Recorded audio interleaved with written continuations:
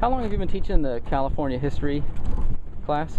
2003 was the one I did first, which was with the Maritime Museum as a sort of experimental course. And then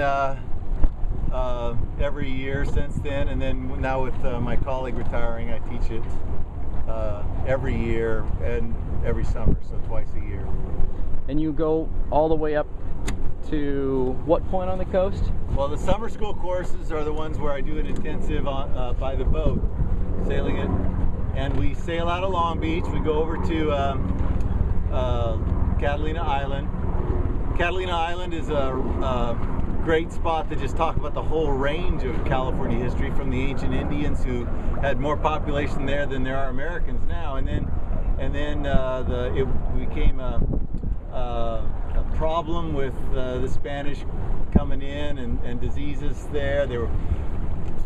Indians are moved out. There's a great sort of story of Indian Holocaust on that situation. Then it becomes a Mexican rancho, and then after the Mexican rancho period it's the Treaty of Guadalupe Hidalgo. It's supposed to allow Catalina to remain strong and as a private property for the Mexicans, but they can't afford it because of the lawyers, and so it has to become the Wrigley family takes it over. And so it's a whole sort of story of California gets wrapped up in Catalina. It's just fun to talk about. And we anchor there, and we're walking tours, and we travel. It's a very pleasant way to integrate geography and history and what do you try to get? What do you want kids to come away with when they? I mean, because it's got to be like one of the funnest courses ever as far as sailing. But do you have like a takeaway? Well, it's a trade-off. You can't cover as much material as you would cover in a classroom class, and you can't expect them to write a research paper. But on the other hand, is you come away hoping that they have an experience, and especially this experience of the maritime culture of California. We read Richard Henry Dane at each other around the table at anchor in the night and stuff.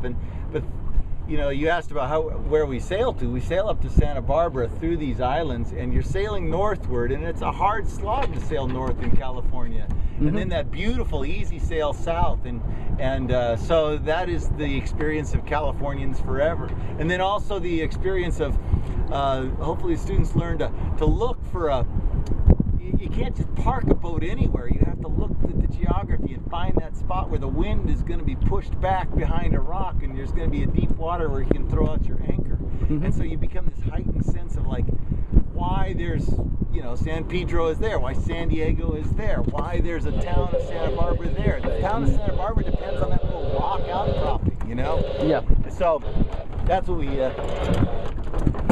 got to deal with. So part of you have like some ed majors in there and stuff too, so they must really like the living history part of it. And right, and then we talk about sort of field trip theory. Like why in the world do you go on field trips? What so you're an elementary school teacher in California, 4th grade history. You teach California history. What do you want them to get out of an experience on a field trip? And then you're on a field trip now, and you have the responsibility of trying to make something out of this trip, which is hopefully value added more than just what you would get in the classroom. So every night they sleep on the boat, right? Yeah. We have 4 cabins. We have 2 showers. We have a nice big kitchen area. It's a 46-foot boat, beautiful boat, and their tuition rents the boat and pays for the food, and so there's no expenses beyond just paying their tuition. It's the same price as if they were on campus. And the temperature is about like 60s. Yeah, it can get colder at night, but 60 is lowest, and then during a nice pretty day it's up in the high 70s, and very pleasant. What's sort of the favorite books that they read? Well, we read Island of the Blue Dolphins, and usually a lot of the students have read that in their childhood and stuff, and we discuss it. It's a great book. It does a lot of different things. It's about history. It's also about sort of what a Jack London style, dog story. It's also a book about the man-land ratio, the human impact on the land, and how that can get destabilized so easily, but then needs to be redealt with and can be restabilized.